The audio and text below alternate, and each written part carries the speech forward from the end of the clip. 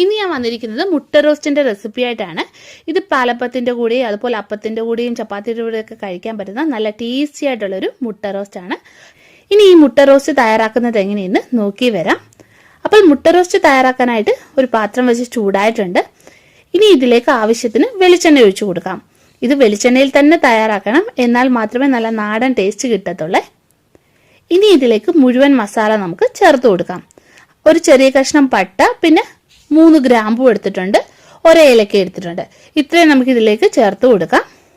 ഇതൊന്നും മൂത്ത് വരണേ. ഇനി ഇതിലേക്ക് ചേർക്കേണ്ടത് 1/4 ടീസ്പൂണ് പെരുംജീരകമാണ്, വലിയ ജീരകമാണ് ചേർക്കേണ്ടത്.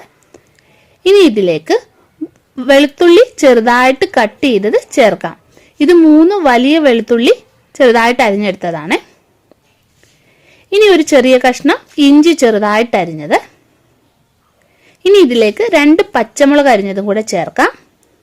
പിന്നെ കുറച്ച് കറിവേപ്പില നിങ്ങളുടെ ഇഷ്ടത്തിനനുസരിച്ച് ചേർത്ത് കൊടുക്കാം. അപ്പോൾ ഇതെല്ലാം ഒന്ന് മൂത്ത് വന്നിട്ടുണ്ട്. ഇനി ഇതിലേക്ക് നമുക്ക് സവാള അരിഞ്ഞത് ചേർക്കാം. 4 സവാള കനം കുറച്ചരിഞ്ഞതാണ്, അത് ചേർത്ത് കൊടുക്കാം. ഇനി ഈ സവാള നല്ലോണം ഒന്ന് വഴറ്റിയെടുക്കണം. അപ്പോൾ ഇവിടെ സവാള വഴറ്റി എടുത്തിട്ടുണ്ട്. ഒരുപാട് ബ്രൗൺ നിറമാകുന്നത് വരെ വഴറ്റണ്ട. ഇനി ഇതിലേക്ക് നമുക്ക് മസാലപ്പൊടികൾ ചേർക്കാം. ആദ്യം ഞാൻ 1/4 ടീസ്പൂൺ മഞ്ഞൾപ്പൊടി ചേർക്കാണ്. പിന്നെ 2 ടീസ്പൂൺ മുളക് പൊടി ചേർക്കാം. ഞാൻ ഇതിൽ ടോട്ടൽ 2.5 ടീസ്പൂൺ മുളക് പൊടി ചേർത്തിട്ടുണ്ടായിരുന്നു. മുളക് പൊടിയുടെ എരിവിനനുസരിച്ചിട്ട് വേണം നിങ്ങൾ ചേർത്ത് കൊടുക്കാൻ. 1 ടീസ്പൂണ് മല്ലിപ്പൊടി ചേർക്കാം. പിന്നെ 1/2 ടീസ്പൂണ് കുരുമുളക് പൊടി, പിന്നെ 1/2 ടീസ്പൂണ് ഗരം മസാല ചേർത്ത് കൊടുക്കാം. ഇനി ഈ പൊടികളുടെയൊക്കെ പച്ചമണം മാറുന്നത് വരെ നല്ലോണം ഒന്ന് ഇളക്കിയെടുക്കാം. ഇനി ഇതിലേക്ക് തക്കാളി നമുക്ക് ചേർത്ത് കൊടുക്കാം.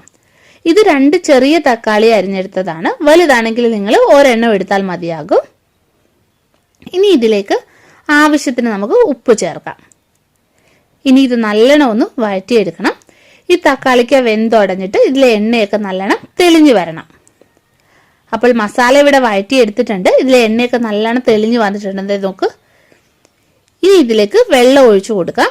കുറച്ച് വെള്ളം ഒഴിച്ചു കൊടുത്താൽ മതിയാകും. ഏകദേശം ഞാൻ 1/2 കപ്പ് വെള്ളത്തോളം ഒഴിച്ചു കൊടുത്തിട്ടുണ്ട്.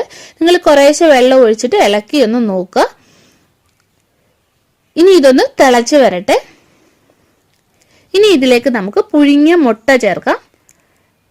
ഇത് 4 മുട്ട പുഴുങ്ങി അതിന്റെ തോല് കളഞ്ഞെടുത്തതാണ്. ഇത് നല്ലോണം ഒന്ന് വരഞ്ഞും കൊടുത്തിട്ടുണ്ട്. ഇനി ഇത് നമുക്ക് ഇതിലേക്ക് ഇട്ട് കൊടുക്കാം. എന്നിട്ട് മസാല മുട്ടയിലേക്ക് ആക്കി കൊടുക്കുക. അപ്പോൾ ഇതിലെ വെള്ളമൊക്കെ വറ്റി ഒന്ന് വന്നിട്ടുണ്ട്.